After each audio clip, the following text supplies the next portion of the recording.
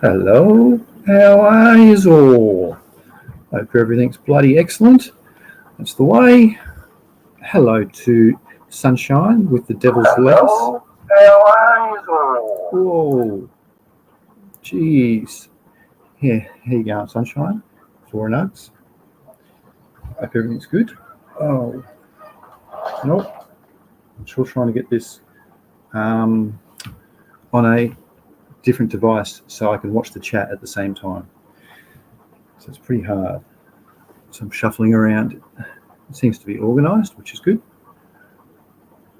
All right, let's start. Today, I'm going to talk about some smart fertilizers, some legal Cannajobs, a bit of a Q&A like always, and why cannabis fights cancer. It's really, really good and works so well against cancer. So I'm going to show some slides and a paper that suggests that it works really, really well and the reasons why and what to come out of it. It's pretty cool. It's for anybody with cancer, it's a must. They're going through the next stages, and anyway, I'll get into that sort of stuff. All right, so share screen. I'll start with our share screen. G'day, Jeff. How you going, mate? I'm just going to start here. I've got it open on the other screen so I can see the live chat, hopefully, so it's good. So it's starting with, oh, that's right, it was that video.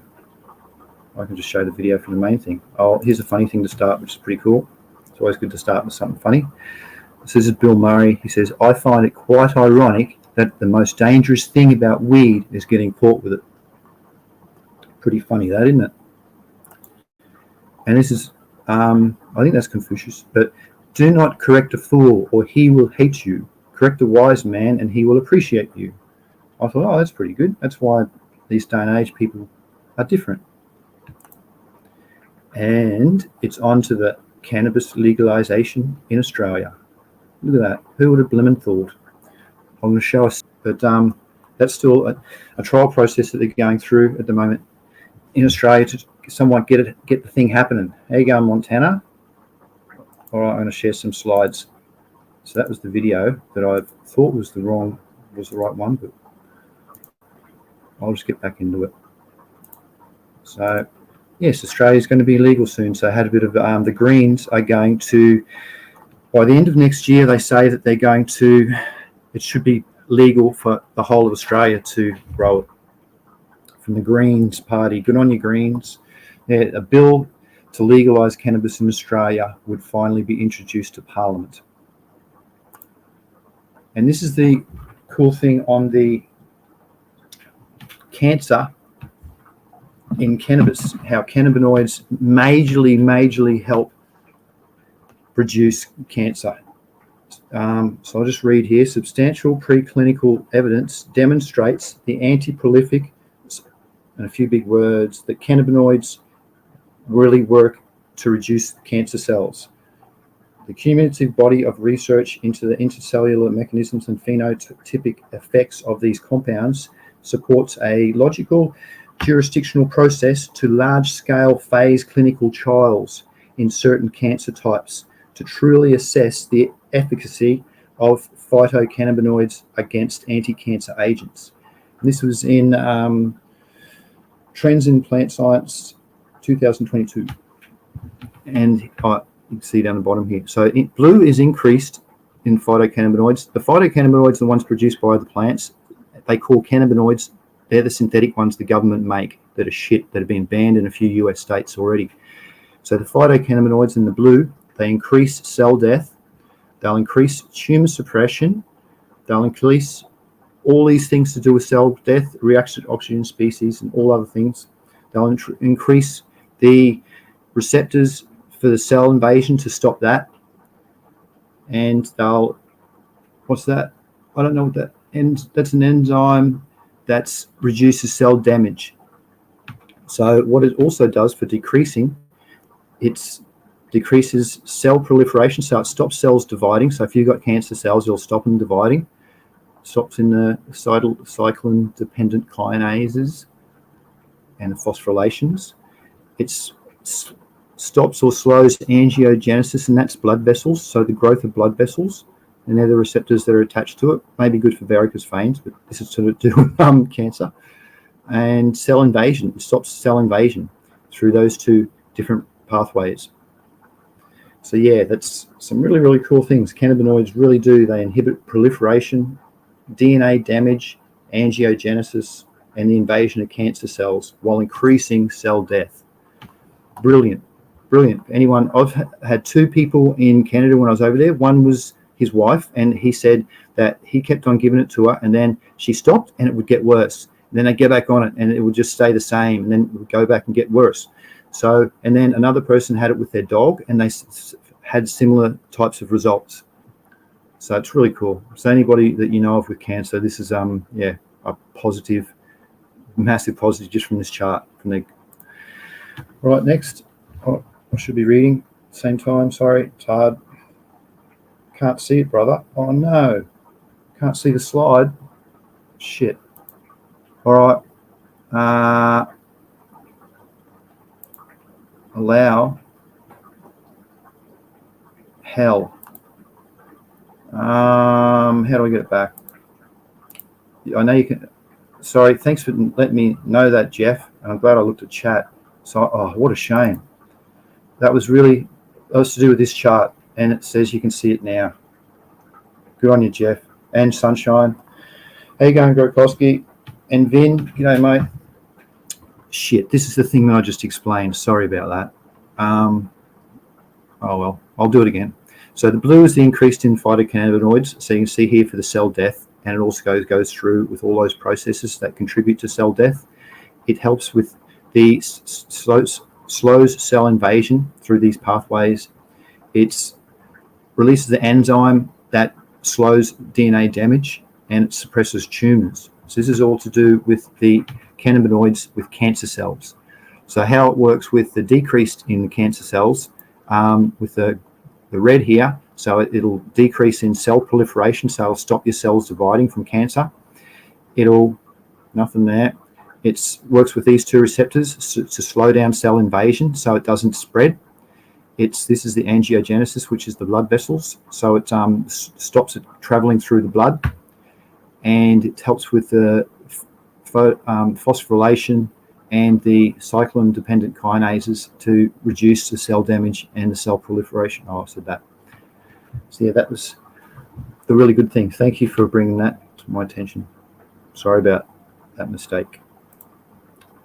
This is the, I just thought this was really nice because it's to do with agriculture, and it's how drones, and they're using drones now for scouting tools and to release different things and throughout crops, so you can grow crops real tightly through your irrigation, your water system, because you can manually water over the top, irrigate through below, and then the drones can do the survey work and that sort of stuff.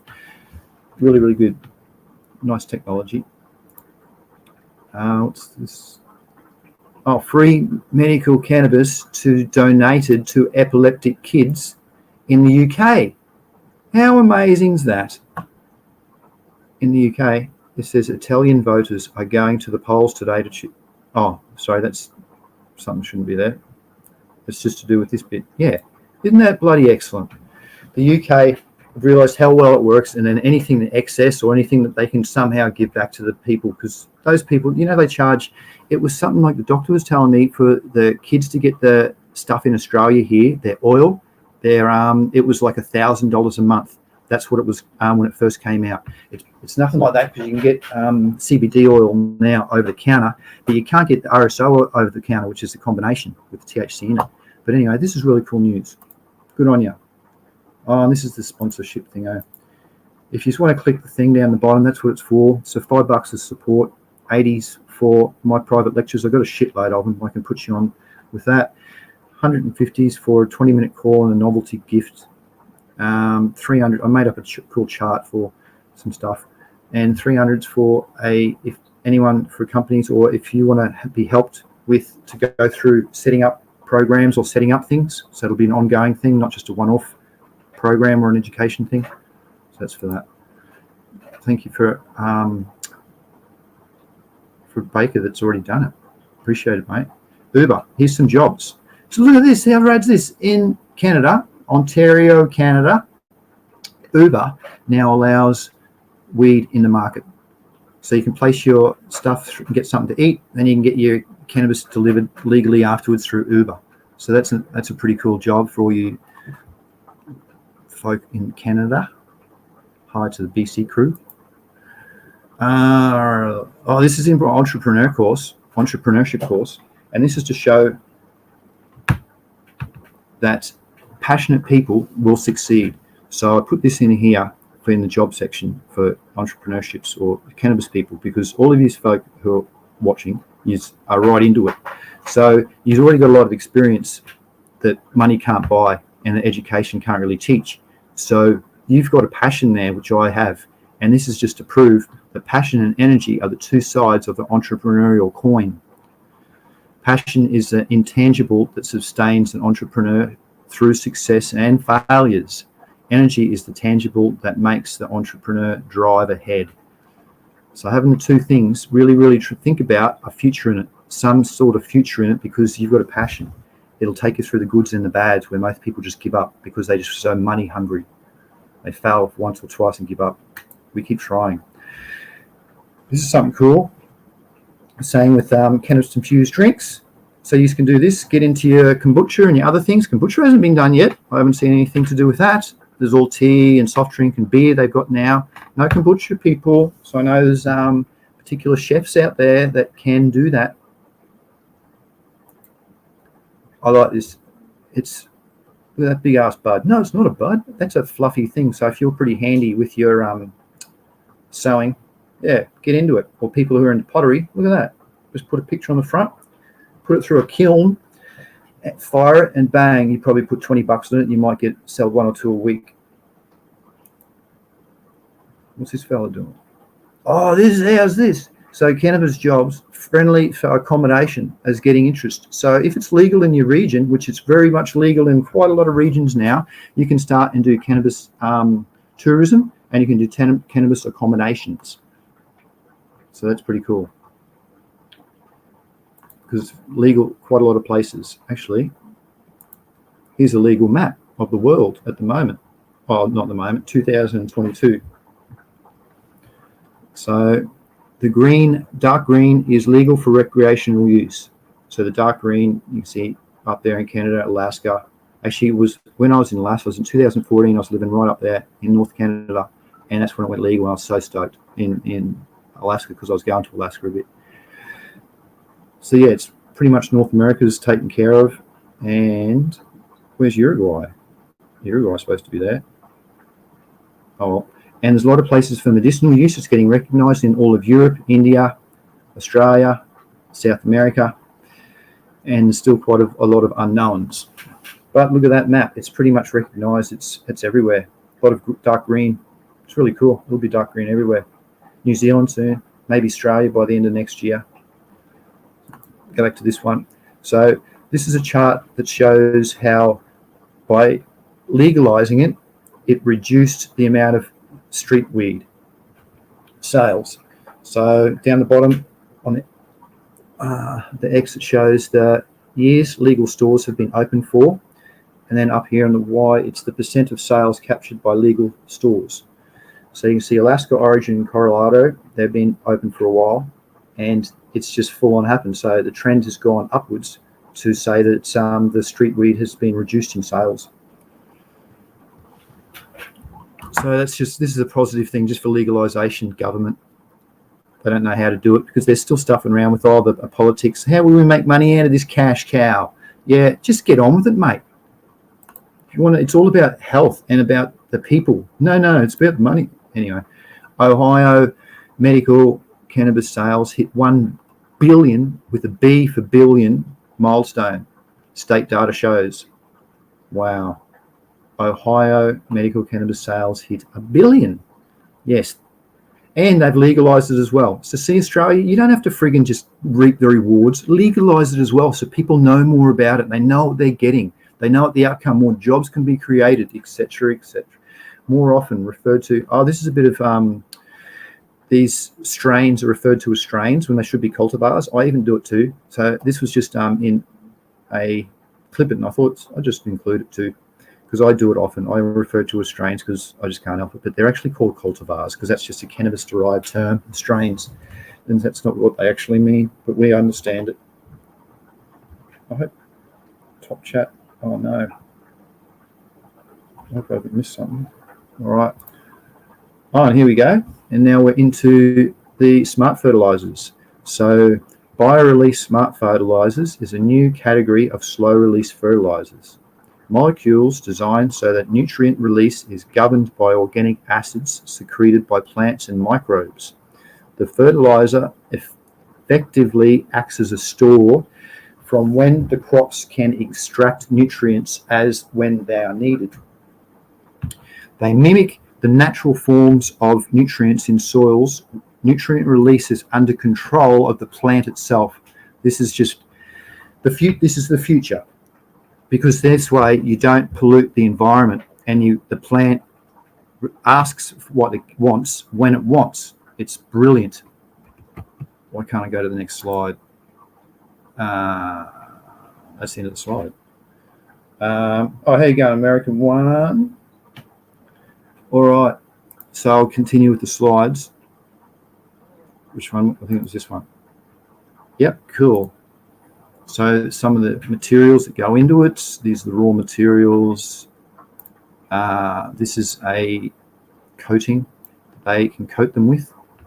So they'll either have a polymer coated, a zeolite based, gel based, Frix or glass based, and oxide based. So yes, so you want different ones for different reasons. Like oxides produce acids, reduce acids, so you'll put them in acidic soils. The Frix is for sandy soils.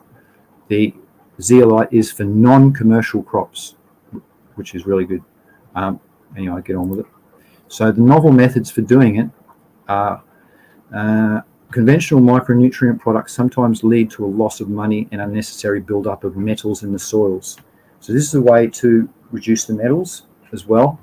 And a way what's this one talked about? The zinc polyphosphate for soil applications. It contains 21% zinc, 18% phosphorus, potassium, and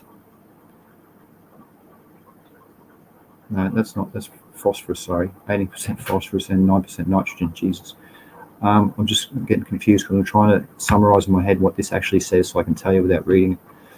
I should just read it. But what the very cool thing is that they use zinc as a cross-linker, and that makes it insoluble. So magnesium is another thing that they use as a cross-linker too, which can make it insoluble. So those two react to fortify it, so to speak, or not fortify it, but strengthen it so it can be released. Actually, here it says it. Acidic metabolites exudated in the roots zone chelate with zinc from polyphosphate chain to make it readily available. Meaning that when the roots put out their organic acids, that will break down and work with the zinc and break it down and mineralize it and make it become available back to the plant. So the plant will tell the fertilizers around it when it wants to happen, because it'll be in that stage of growth, like when it's putting out signals for plants, for bugs and for pests, and to protect against them and attract the good ones, that type of thing. It'll tell the soil, what the rhizosphere, what it wants when it wants. So I'll continue. Extent of metabolic activity indirectly controls the rate of release and uptake. This is another one. Zinc nanosilica can be used for foliar application. It helps. Chemical and biological methods can synthesize zinc oxide particles. Yeah, that's pretty cool. The zinc oxide particles. Zinc oxide nanoparticles are synthesized by mixing plant extract and zinc sulfur heptahydrate. And the nanosilica helps easily penetrate through leaf cuticles on foliar sprays. So this is how they do it. So they put the flowers in, extract, mix it with the nanoparticles, and that reacts to change the color, so you know it's had an effective reaction. And this zinc oxide works successfully against the bacteria and fungals, so like Streptococcus subtilis, which we love, Pseudomonas. I had a problem with. There's goods and bads of everything. But yeah, so that's really cool that it works. Plant growth promoters as biostimulants. So they encourage crop death, improve nutrient availability, and encourage soil microbial activity. Growth promoters boost all-round development and metabolic activities in the roots and the leaves. Natural ones are seaweed extracts. This is what you should try and include. Seaweed extracts, organic acids, it's hard. Growth hormones, yeah, be careful with them. Enzymes, they're always all right. Amino acids, humic and fulvics, oh yeah. The humic and fulvic, I'm going to talk about them a bit next week. They're really good because they act like as a buffer. They will break down into their COO minus, their carboxylate, and their OH minus hydroxide. And because it's a negative charge, it attracts the positive cations. So there's potassium and your calcium, magnesium, your ammonium. Those things can be chelated and locked onto it and take those positions. So it can be easily transported around. So that's how humic and fulvic acid helps. And beneficial microbes always help. Oh, wow. Fortified fertilizers mean when you add extra fertilizers in it to strengthen it. So it might be hard to give molybdenum. You need like one part in 1 million. So instead of having it, you might just want to put a little bit into your fertilizer, and that's how to do that. I think nearly finished. Yep, boron. Yep, finished. That's it for that one. Now, is it back to any in here that I missed? Ohio. Oh, there was a seed problem. I've got to talk about that. That's not very good. I was contacted by Feminized Seeds, and I'm always down for something. And they said, yeah, all right. Here, we've sorted you out. Everything's pretty good. We'll hook you up with a membership. So you give subscribers a discount rate, and then you get sales. You get 20% from each sale as well, which I thought, wow, that's a business idea. And promo stuff. So they said, give us your address. So I said, right, all right, here you go. I gave them an address, and they said, all right, cool. Everything looks good. We'll send it out. Ship it later. So I send it 3 times. Don't hear from them. Then 3 times. Then they sent back to me and said, no, sorry, we're not going to send. We don't want to deal with you. You need to get more subs, and 10,000, at least 1,000 of video. Best wishes. I thought you're kidding. So they've got an address. Are these cunts scheming or what? So I just thought I'd share it. It's not positive, but anyway, you got to take the good with the bad sometimes, eh? What's this thing that I didn't look at? Oh yeah, there's one link. So I'm still sharing screen. Shit. Righto. There is this link.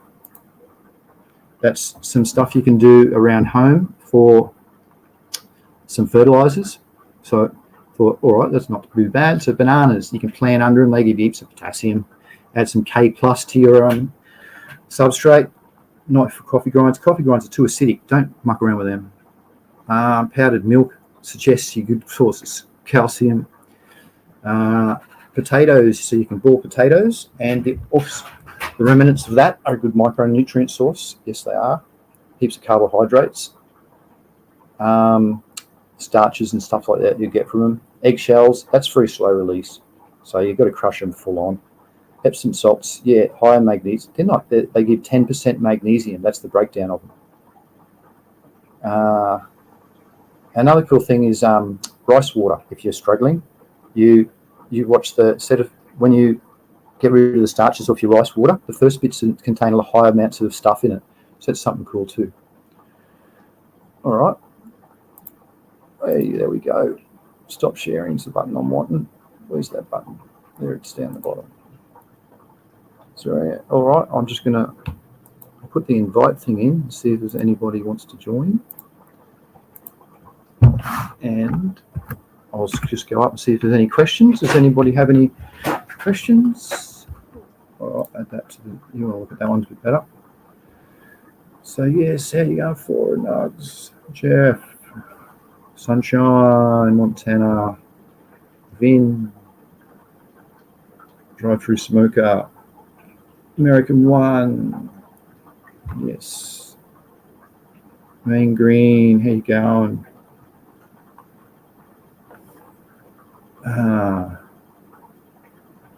Oh, Spammer. Can someone get rid of that? How do I get rid of the fucking spam? Remove report first. Why would people spam like fair income? No one's going to click on it. I just really don't understand why people do that. It's not removing. Remove. It's not removing. Oh well. Good luck to the persons. They're obviously watching. Why would you do? Can you answer like really? Why would you do it? There you go, main green. Anything else down here?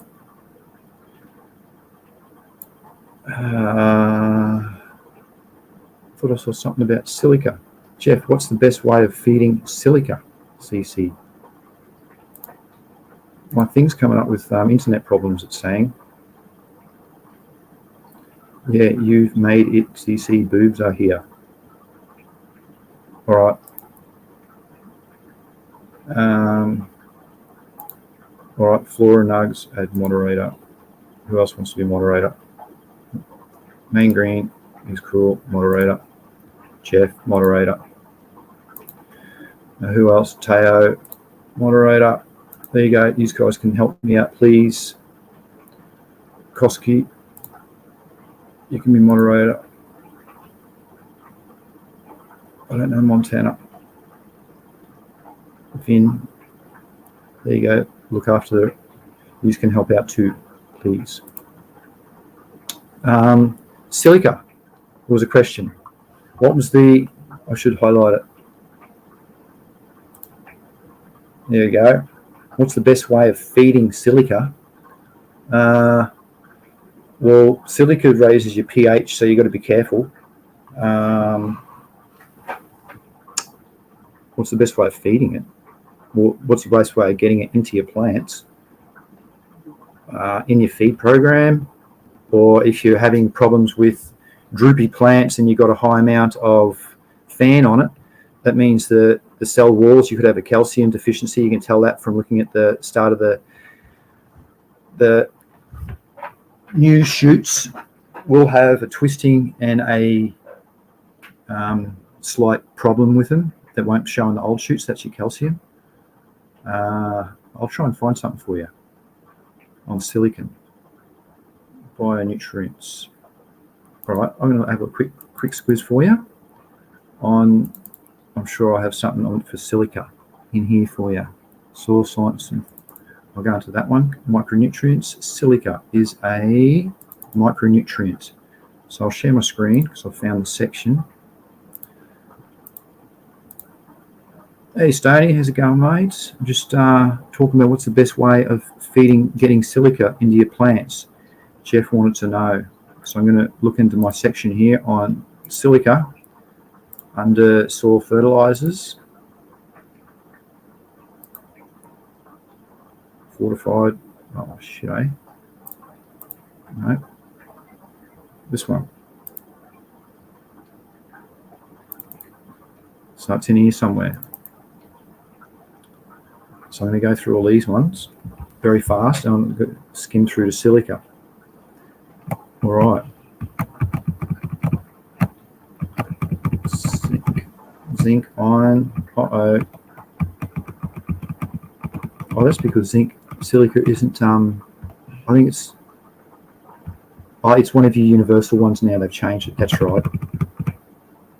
Yep, look at it.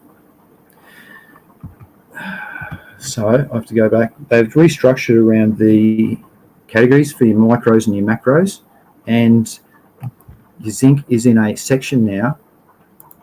I'm still sharing screen. Yep, I'll show you. So am I still sharing? Yep. Oh, of course, it's variable mobile. It's not there.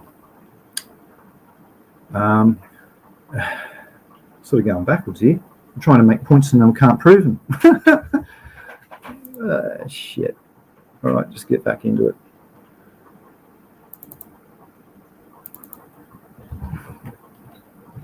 Silicon. No, I want SI, not S. SI. silicon, and S is sulfur. Sulfur cycle. No, I want silicon. It's the one that's going to be in silicon. No, well, on sulfur. Sulfur is very important. Magnesium. And sulfur again. Uh-oh. I might have struck out there. I thought it'd be just straightforward. Just go into this section. Here it would be. I just find it here for Jeff. Soil testing. No. And this is the one I was already in.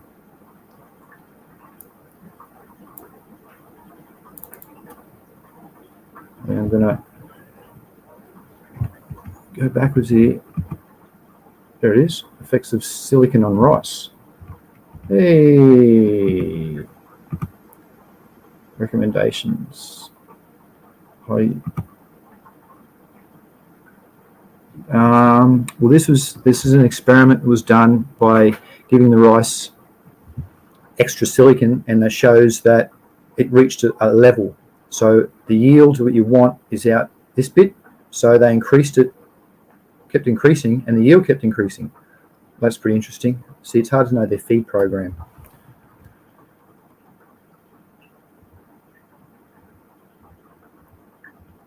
Yeah, I think I'm going to struggle to find that question.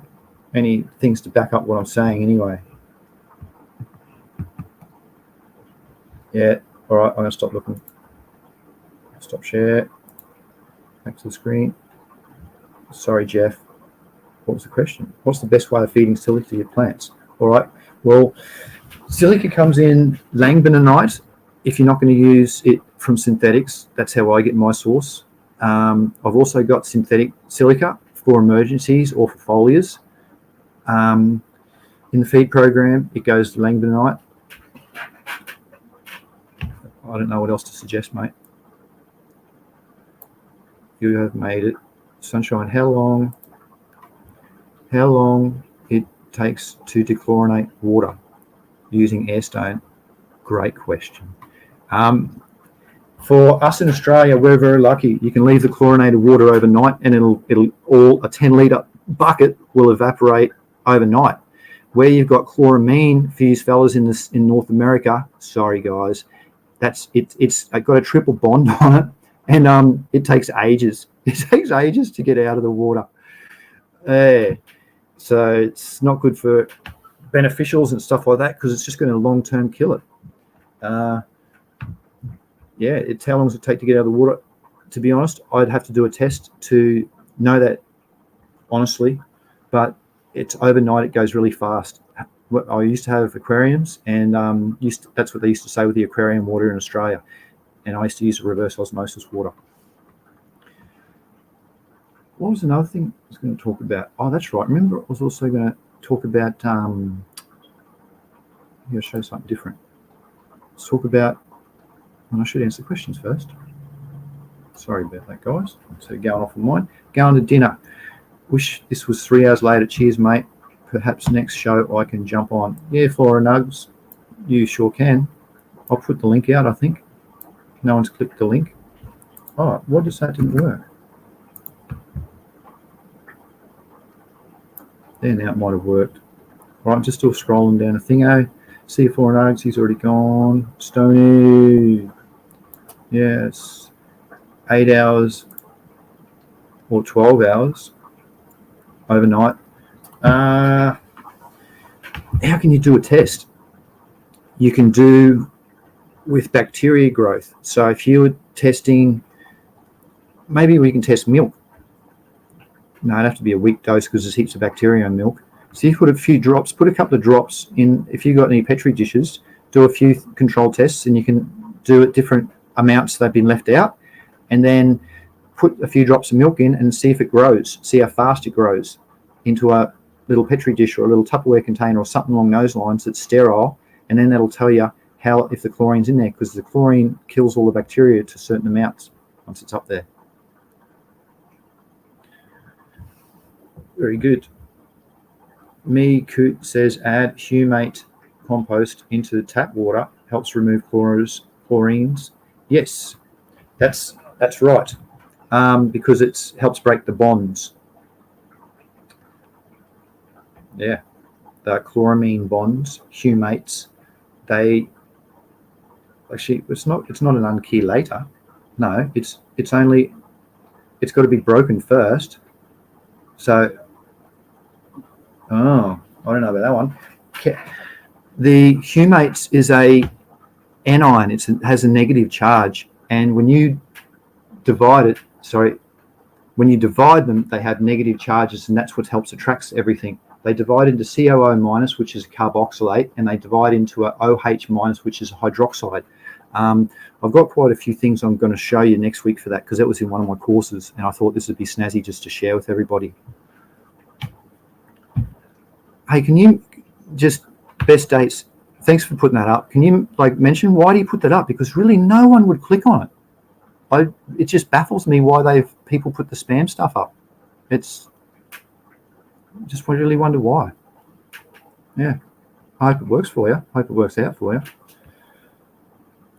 Yeah. And another cool thing, what was I going to talk about? That I had a lecture, my post-harvest operations course. I was talking to the professor last night, had another live, and it was really, really cool because I was asking some questions. Yeah, should I just show it? Oh, it's a bot. Why do people put bots in because they're just so-and-sos and they just want to be spam and they're jealous for some reason. Weird people. That's a lot of effort to put bots in. Like, they could be doing that, they could get education and do something good with their money, they're good with their time, raise positive energy.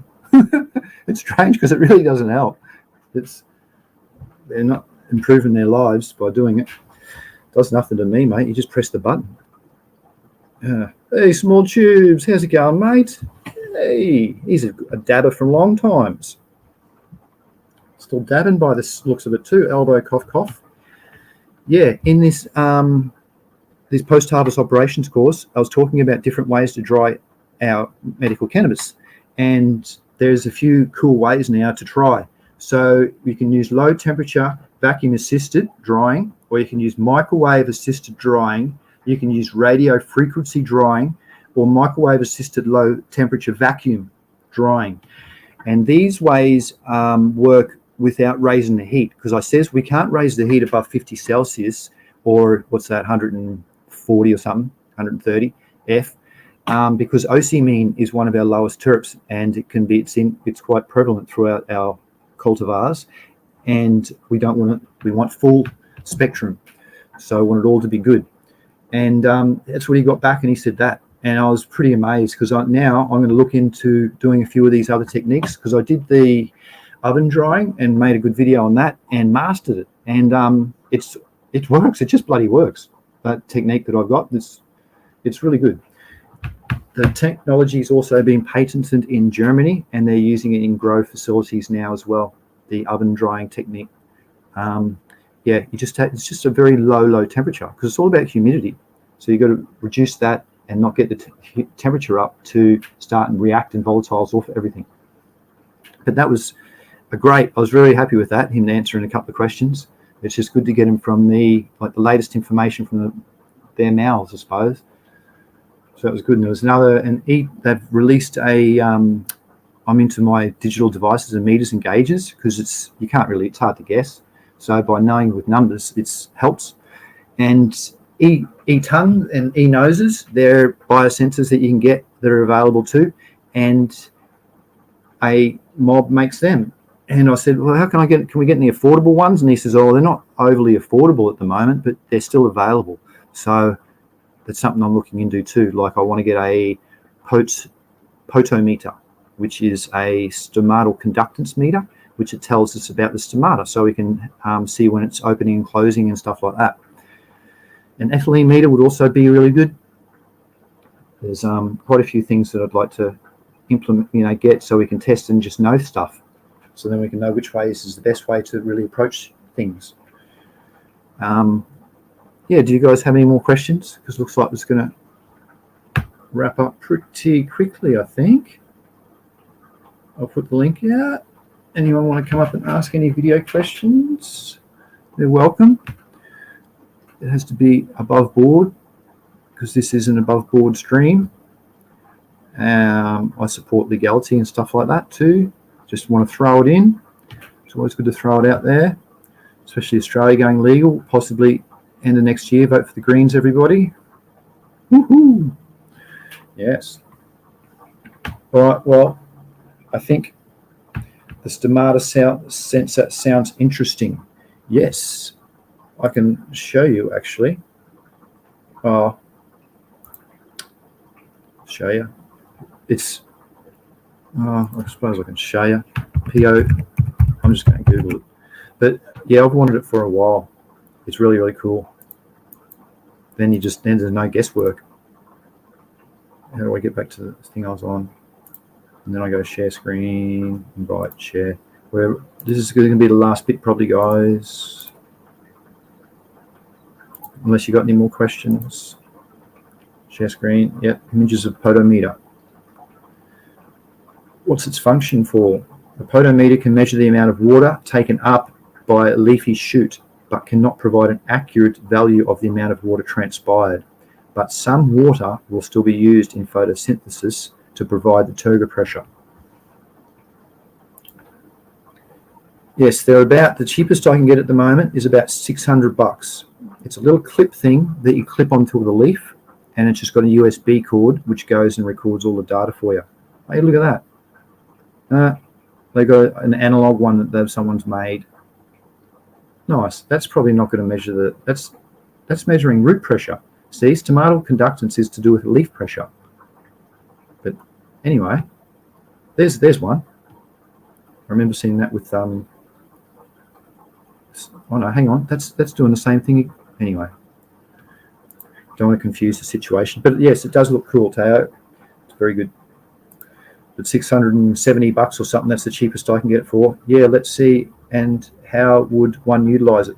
Well, you'd really I'd utilize it just to do experiments, to know what opens it and what closes it, to know when it's conducting, when it's transpiring, to know what phase it's in, to know how its metabolism is working, that type of thing.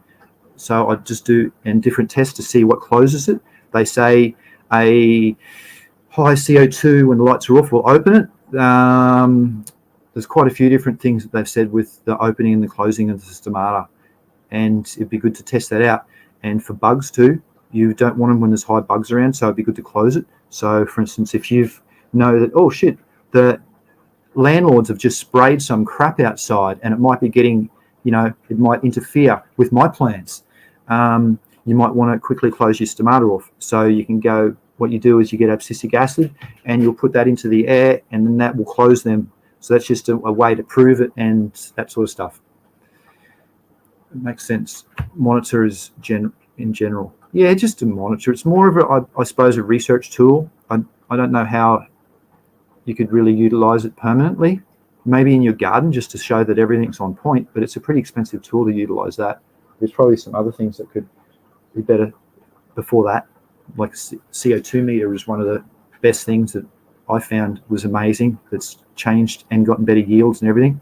Because remember, the 3 elements come from 96% of the 3 CH and O make up 96% of the plant's nutrient requirements, and that all comes from the air: carbon, hydrogen, and oxygen.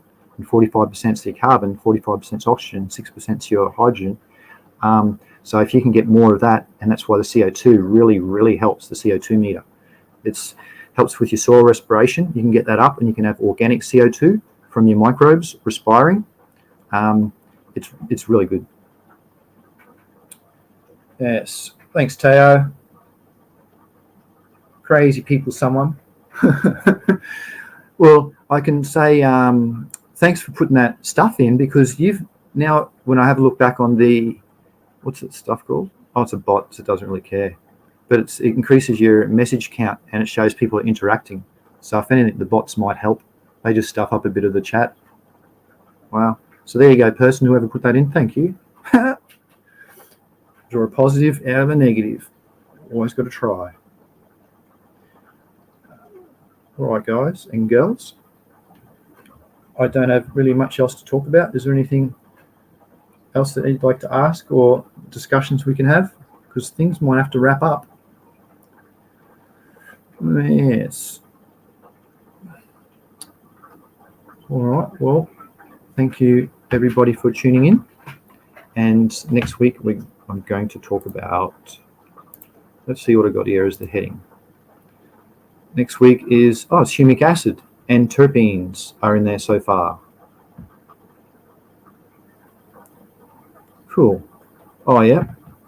Here's the all right. I'm going to put that in just for Teo for today. Where is it? Right for today. Right at the end. I'll have to share the screen again.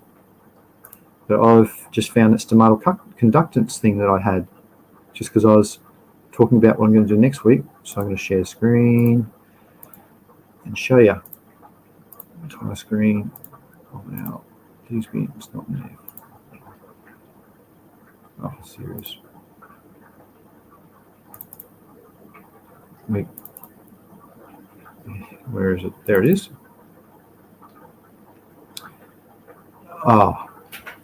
The one that I'm looking at isn't a field one. This is a big field one that's set up, as you can see, on a tripod. Mine's just like a little tiny blood pressure meter that fits over your finger that you sit on the leaf. But yeah, this is a field one. It says up here in the heading, portable photosynthesis meter and porometers to explore capacity for limitations. So yeah, explore capacity and limitations to, what else does it say there? Oh, to photosynthesize. Okay, yeah, by opening and closing the stomata. Cool. Vin, cheers, CC, great work, buddy. Thank you, Vin. Thank you, Montana. Thank you, Teo, Sunshine, everybody else for Small Tubes, Stony Creek, Jeff, Atomic Spoon, Flora. Thank you, everybody. And that's it. I will see you all next week to talk about that stuff. So happy breeding, happy growing, and good health to you. Bye-bye.